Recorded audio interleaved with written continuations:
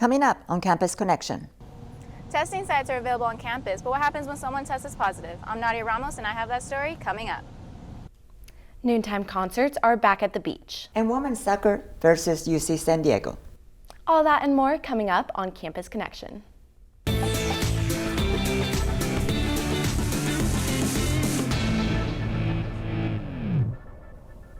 Welcome to Campus Connection. I'm Juliana Bingham. And I'm Felicia Pliego. Thank you for joining us. Now that classes are back in person, Long Beach State has placed new precautions to protect students, faculty, and staff from the COVID-19 virus. But as Nadia Ramos reports, not everyone is aware of what to do when they test positive. Masks, COVID testing, and vaccinations. These are the protocols in place for students back on campus at Long Beach State, but what to do if a student or teacher tests positive for COVID-19 is unclear. The Long Beach State community is back on campus, but students and teachers are unclear about the guidelines regarding COVID-19. Some students are unsure what the process is if they were to test positive.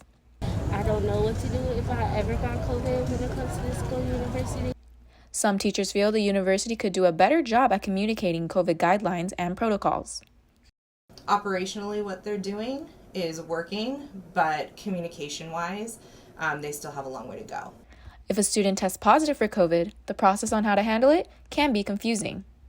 According to the university, if a student were to get tested positive, they would have to fill out this form on the CSULB website, which would be able to notify Student Health Services.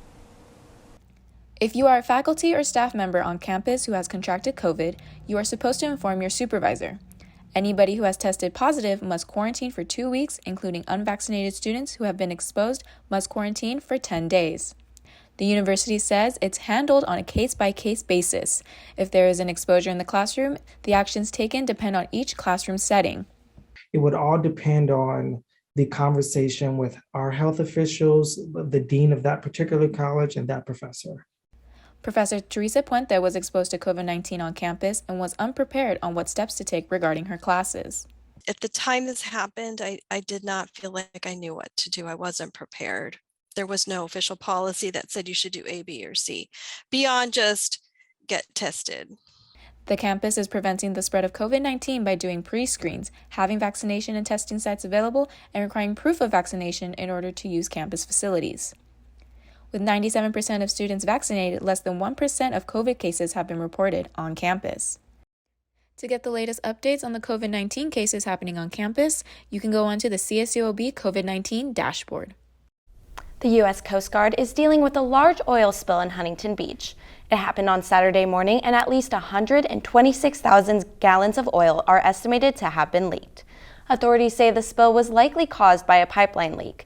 The city of Huntington Beach has canceled the third day of the Pacific Air Show, and beaches near the area, such as Laguna and Newport, are closing. Sea animals have also been affected, and the city is asking people to make sure they pay attention to warning signs near beaches to stay safe. In entertainment news, local restaurants are celebrating Latinx Heritage Month. Reporter Christian Vasquez tells us all about it.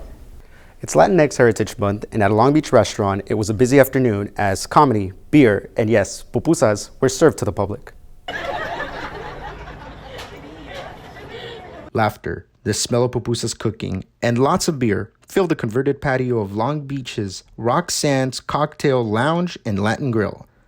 Local comedian Jose Velasquez hosted Pupusas, Comedy, and Beer, a show dedicated to the Latinx community and celebrating Salvadorian culture. It's the very first show of its kind. Today is a special event. This is Pupusas, Comedy, and Beer. This is the first time we host Pupusas, Comedy, and Beer in Long Beach here at ROXANN'S.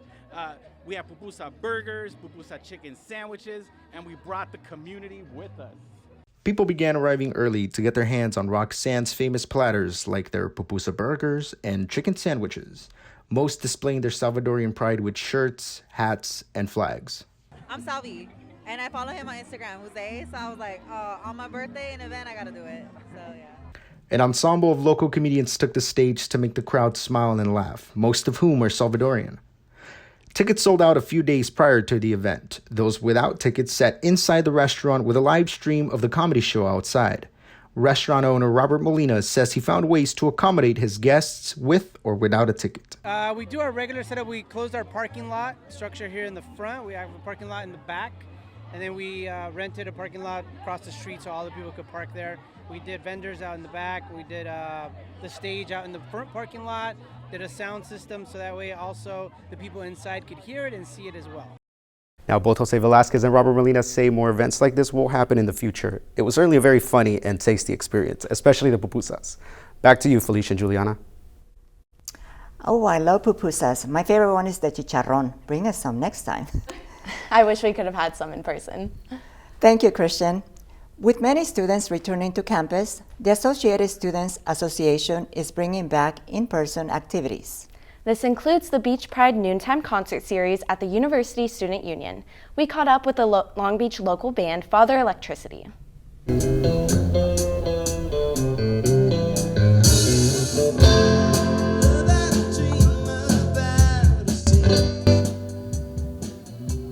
So we've been playing for almost probably 3 years now. Yeah, but it was me and Dean in a couple different rhythm sections. So we've had 4 guys for a long time, and then just different people, different life situations going on. And so now we have Jordan and Frank, and then we just added Kyle for keys because we wanted to do keys for a long time. But really the thing that stopped me was I hate moving gear. As you can see, there's a lot of stuff to carry back here, and we don't enjoy it. And so anything beyond like 2 guitars suddenly becomes a painful process. But we decided it was worth it because we started doing more complex arrangements and everything. We're also working really hard on an album. I want to have it done by December, and I'm going to do a small friend release with it because I don't want to do a big public release yet. So if you become my friend, if you DM me, I will give it to you. You can have it as a bootleg, but you can't have it publicly. It's kind of punk rock, actually. We actually have something called Call for Artists out on social media, websites. We have it plastered around campus as well. Anyone who's interested, whether they're a solo artist or a band, they're more than welcome to fill out that form. It's a simple QR code. They just ask for some basic information. And then from there, since we are a student-led department, it all goes through student approval. So once they submit, it's reviewed by a bunch of students, and students approve whether, 1, if they want them to come to campus, and then 2, what their budget should be. But yeah, we are looking for everyone, solo artists, covers, originals, everyone.